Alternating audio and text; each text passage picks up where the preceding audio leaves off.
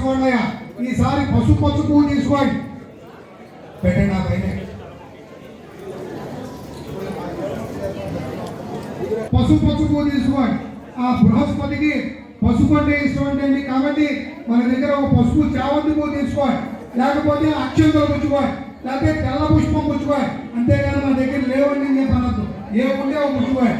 తర్వాత గురువరిష్టేతు సంప్రాప్తే గురు పూజాంచకాలే గురు ధ్యానం ప్రవక్షే దేవావస్య వితోత్పనాదమ వచ్చిత్రేణ పవిత్రేణ వసో సూర్యస్య రశ్మిభిః ఆర్జి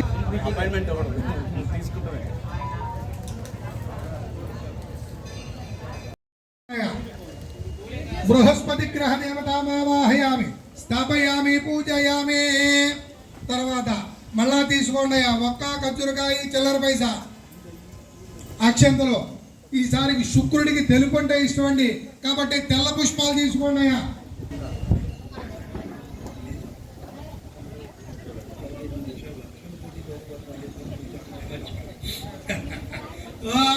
శుక్రారిష్టేతు సంప్రాప్తే పుచ్చుకోండి అమ్మా. ఒక్క ఖర్జూరకాయ చిల్లర పైసా తెల్ల పుష్పాలు జరుగుతుంది. ఈయన అనుగ్రహం ఎప్పుడైతే లేదో వివాహం జరగదు, మనశ్శాంతి ఉండదు, గొడవలు పడతాం, అన్ని అనేకమైన బాధలు కలుగుతూ ఉంటాయి. కాబట్టి అందరూ కూడా మనస్ఫూర్తిగా శుక్రుడిని ఆరాధన చేయండి. శుక్రారిష్టేతు సంప్రాప్తే శుక్ర పూజాంచకారయే శుక్ర ధ్యానం ప్రవక్ష్యామి. యజమాన మళ్ళా తీసుకోండి. ఈసారి కూడా ఎర్ర పుష్పం తీసుకోండి. అంగారుడికి ఎరుపంటే ఇష్టం.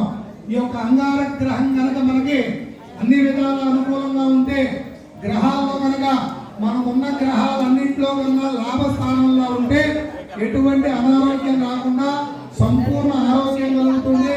ల్యాండ్ స్థలాలు ఉండడం కానీ ఇల్లు ఉండడం కానీ అన్నీ కూడా ఎక్కడ ఇబ్బంది లేకుండా జరుగుతాయి. అటువంటి మంచి గ్రహం అంగారకుడు. అంగార గ్రహ దేవత సంప్రాప్తే దీనికి ఆకుపచ్చ పువ్వు కావాలి, అది మన దగ్గర దొరకదు కాబట్టి తులసి దళం ఒకటి తీసుకోండి.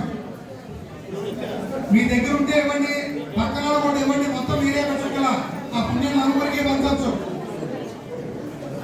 ఇవాళ రోజున ఒక తులసి దళం పక్కన వాడికి ఇస్తే కోటి కోటి మహాపుణ్యాలు కలిగినట్టు అంత పుణ్యం కలుగుతుంది. తులసి దళంతోనే ఇంత పుణ్యం కలుగుతుంది. ఏ తపస్సు చేసినా, ఏ యజ్ఞం చేసినా, ఏ యాగం చేసినా కోరిన కోరికలు వెంటనే సిద్ధించడం. అట్టి మహాప్రభావితమైన వ్రతాన్ని కానీ, తపస్సు కానీ, యజ్ఞము కానీ, యాగము కానీ ఉంటే తెలపండి స్వామి అని చెప్పి ఈ సౌనకాది మహాములందరూ కూడా కలిసి అందులో పెద్దవారైన శోక మహాముల వారిని అడిగి ఉన్నారు. అందులో ఆ సూర్యుడు ఏం చెప్పాడు అంటే, నాయన ఇదే విధంగా పూర్వకాలం నందు నారద మహాముని వారు శ్రీ మహావిష్ణుమూర్తి వారిని అడిగి ఉన్నారయ్యా. ఆ కథవృత్తాంతమంతా కూడా చెప్తా శ్రద్ధగా విన్నారు. పూర్వకాలం నందు నారద మహాముని వారు సకల లోకాలు కూడా తిరుగుతూ మార్గ మధ్యలో భూలోకానికి వచ్చారటండి.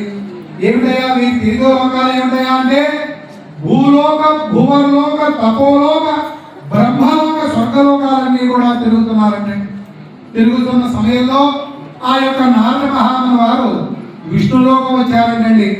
వచ్చేటప్పటికి అక్కడ విష్ణుమూర్తి వారు తెల్లని శరీరం గలవాడై ఒక చేతిలో శంఖము, ఒక చేతిలో చక్రము, ఒక చేతిలో గద, ఒక చేతిలో పుష్పము, 4 భుజములో 4 అలంకార విభూషితుడైన ఓ మహానుభావ, ఓ జగత్రక్షగా నాయన తండ్రి, ఈ రోజున భూలోకంలో మానవులందరూ కూడా అనేకమైన కష్టాలు పడుతున్నారయ్యా.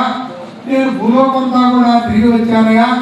ఈ కష్టాలు ఎట్లాగైనా సరే తొలగించాలి అని చెప్పి ఆలోచించుకున్న వారే నీ దగ్గరికి వచ్చానయ్యా అని చెప్పగా ఆ మాటలు విన్న యొక్క మహావిష్ణుమూర్తి వారు ఈ విధంగా చెప్తున్నాడు. నాయన ఈ భూలోకంలో మానవులు పడుతున్న కష్టాలన్నీ కూడా తొలగిపోవాలంటే శ్రీహరి యగు సత్యదేవుని సేవలో వీరి కష్టాలన్నీ కూడా తొలగిపోతాయా అని చెప్పగా, నాయన క్లాత్ మీద కనుక కలిసి పెట్టుకుంటే కలిశానికి ఆనిత్యం వేయండి, అది సూర్యుడు. చిన్న బాక్స్ లాగా ఉంటుంది సమానంగా, అది చంద్రుడు అక్కడ వేయాలి. అదైన తర్వాత దాని కింద త్రికోణాకారంగా ఉంటుంది, ఆయన అంగారకుడు.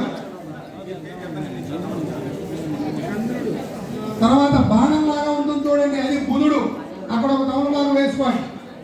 తర్వాత కుంకుమ అది కలిసి మీద చేయాలి.